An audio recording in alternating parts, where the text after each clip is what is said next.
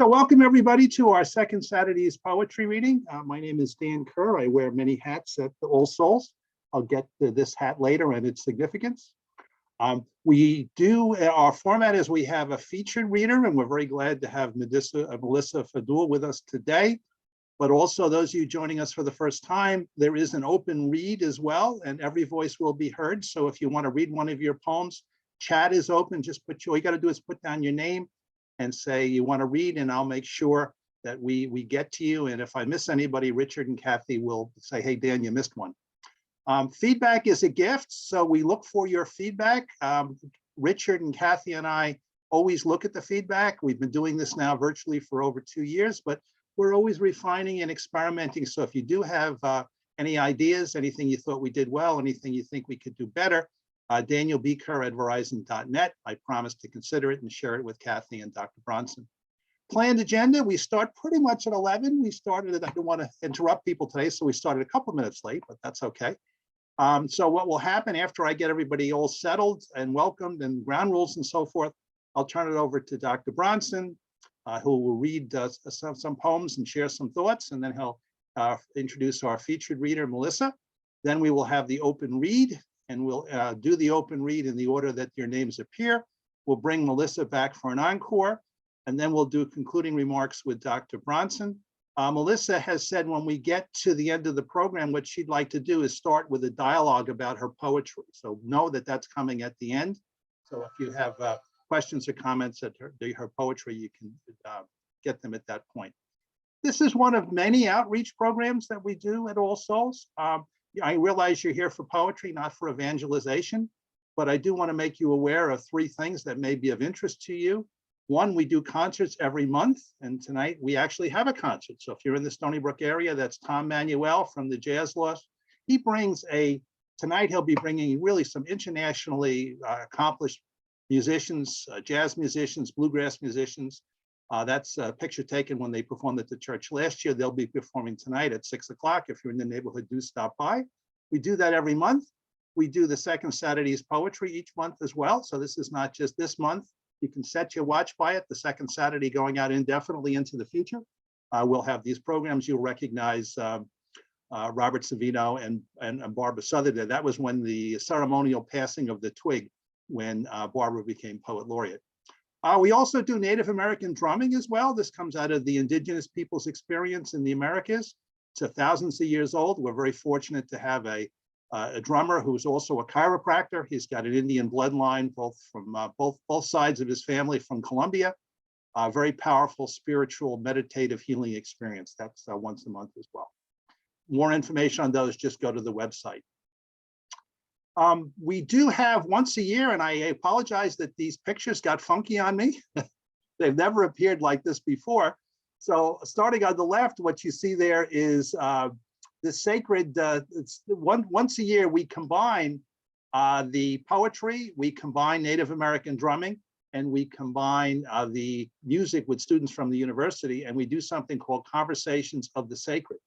So we combine, and what happens is we have these spiritual poetry that comes out of the Hindu experience, Islamic experience, Christian experience, Judaism, other secular humanists and so forth. And then there is a interlude where students from the university perform. Also, we have some music on our very internationally known urban organ, which is very rare with our organist. And we also have the Native American drummer plays Native American music as well. You'll recognize, although he's on his side there, Dr. Bronson was one of our readings last year, and we look forward to having him back with us on August 6th. And you can see them all together sitting up on the stage. So we combine all of them. And now that's not at the 11 o'clock hour, that is actually at 6. That's one of our Saturdays at 6 concerts. So you might want to mark that for your calendar, August 6th. Also, and this is the last thing I'll mention, once a year we have a race and a run, which is called the Souls for All Souls 5K race, 2K walk. This is the 14th year that we've done it. The purpose of this is to celebrate the role of the church and its role of service to the community. It also is to raise funds to make our historical building, which was built in 1896, handicapped accessible. So all funds that we generate from the race, either in the form of sponsorship or registration fees, go to making the church accessible. very, very poignant point of intersection here between the church and the poetry program. We used to do the reading in the church before COVID, and Gladys Henderson was the poet laureate. She would host it, but she reached a point where she said to Kathy, I can't make it up those stairs anymore. So we've been impacted by, we say in our mission statement that we meet people where they are, and we can't meet people if they can't get up the stairs. So please consider marking your calendar for that. That's for October 2nd. And there is a group each year. You'll recognize a poet laureate, couple of poet laureates. You'll see Kathy, you'll see Rabbi Fisher. We have a group each year called the Live Poets Society that, and we'll get you a different color sign, Richard, this year because the t-shirt's going to be different. They march each year as well. So please mark your calendar for that. And with that, I'd like to turn it over to Dr. Bronson. Richard, you got to turn on your mic. I just unmuted. That's what I just did. Well, welcome everyone, and welcome Melissa. I always look forward, I say this repeatedly, but it's true. I look forward to this second Saturday event very, very much. And I look forward to your reading. We're living in difficult times. And I guess one of the advantages of poetry is we have a sense of community, which is so critical. Instead of being isolated in our homes or places, we can all come together, even though it's not in person on Zoom, and we see each other on a regular basis, and that's so important. So I've been alternating reading a poem from the IPC Flash, which is, a group looking at their favorite poets. And today I'm going to read one of my own poems. It comes from my second collection of poems, Silent Music. And it was a poem written during the summer a number of years ago. So I'll go ahead and read the poem. Driving home on a late August evening. Houses catch fire in failing light as the day dies. Vacant windows, glowing embers. Night will soon extinguish the sun. Stars multiply without end, seeding the sky, and a waning moon whispers, gone, gone. Dark trees full of themselves in high summer rim the road, cry, remember us as we are now. I sense the long days pass, slow journey of earth round the sun toward winter's dark solstice. It has always been so. Born under a new moon in the house of the fish. I have felt the highs and lows, their heavy pull.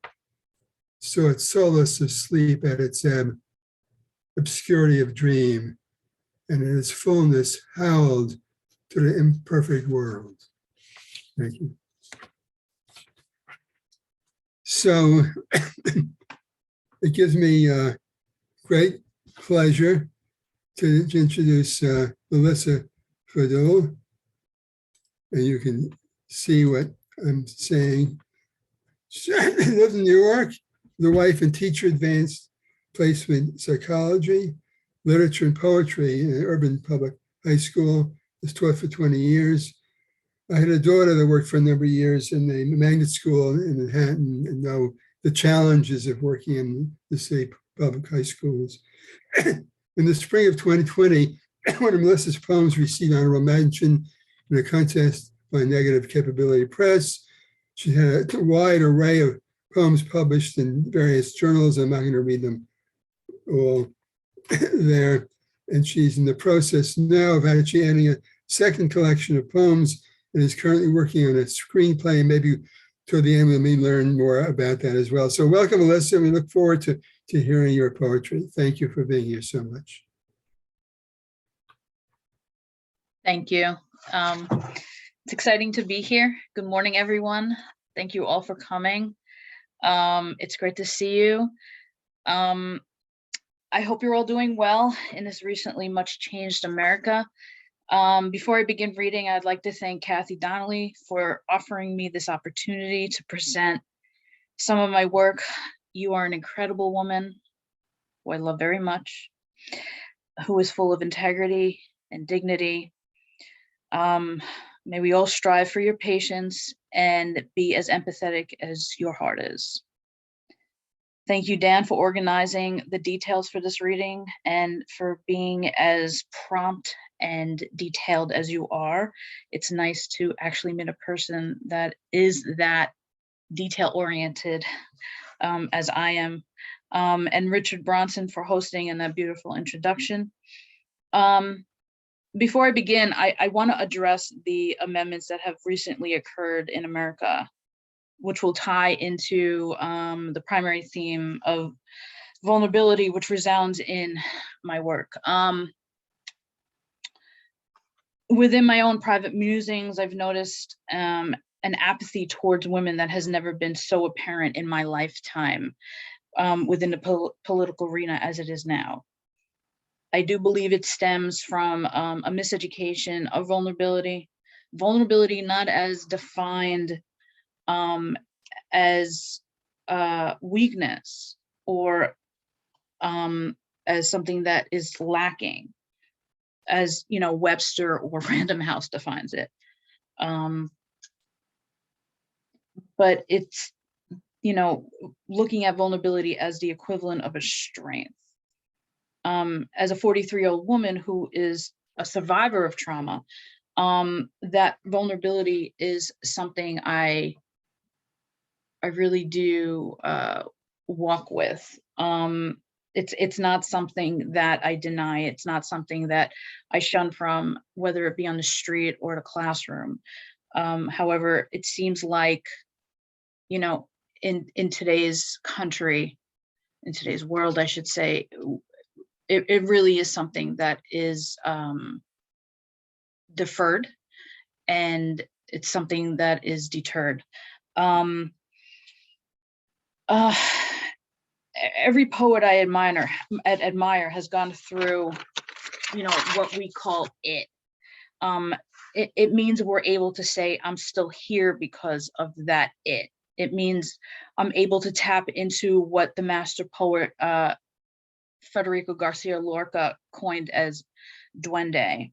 In short, duende is the notion noted in a very, very obscure dimension that an artist reaches when they're no longer conscious of their art manifesting. It's the depths of fear that are no longer fearful, which are actually conducting the creation.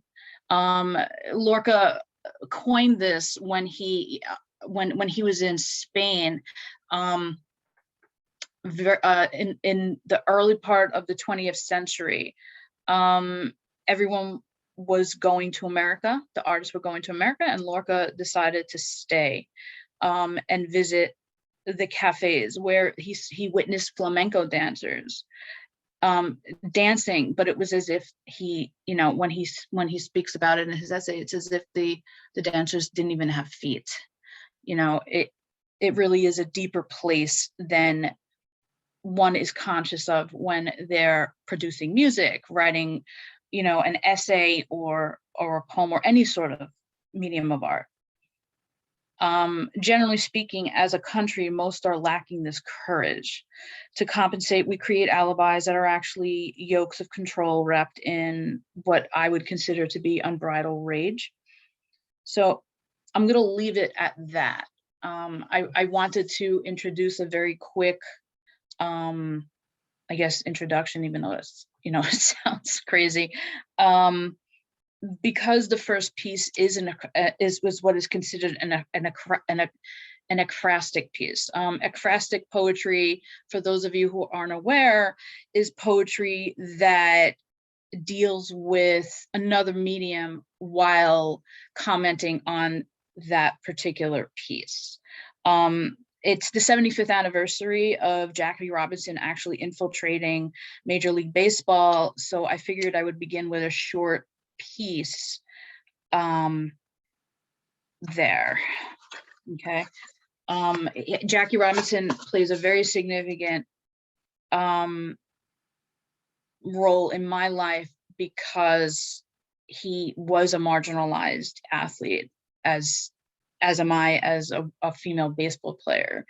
My grandfather introduced me to the Brooklyn Dodgers. I don't need to go into that, but he does play a major role And while I'm not African American, I still believe that the quote unquote experiment that Branch Rickey, his owner, led him to, which was to stay quiet, to turn the other cheek, to ignore multiple and hundreds and dozens of death threats, is really one of the most courageous moves a human being can offer the world in order to succeed and pursue a dream, even if it means making yourself look weak as the traditional different definition of vulnerability is perceived. This is called Dodger, black and white snapshot, Ebbets Field, Brooklyn, 1955. Robinson sneaks down third. Steel cleats spike and pound the powdered foul line. Jackie jets for home in cotton pants and dives around the masked catcher. As his hand slides across the base, the umpire spots Jackie's print on home plate, spreads his arms and yells, "Safe." For those of you who are unaware, that is the 1955 World Series where they were playing, the Dodgers were playing against the Yankees, as they did many times during the 1950s before the Dodgers moved away to LA. And to Yogi Berra's dying day, this is just a fun fact, he said Jackie was out behind the plate, but if you watch the YouTube video over and over, you'll see that he did get a hand in there. Staying with the theme, the theme of marginalized individuals, the next poem is called Tattooist Needle, Jewish Museum. It was honorably mentioned by Negative Capability Press in the spring of 2020. I come from women starving for sleep, chapped lips stuck to deflated breasts, a prisoner's palm clenched and closed under his control. His fingers steered me where to crawl, dig, and drag through convoys of skin. He taught me the art of etching and scraping numbers into arms. I hold drops of dried blood and luck on my tip. Dan, if you wouldn't mind, can you please give me control? What I want to do right now is introduce you to the next poem, which is what I would consider to be an olean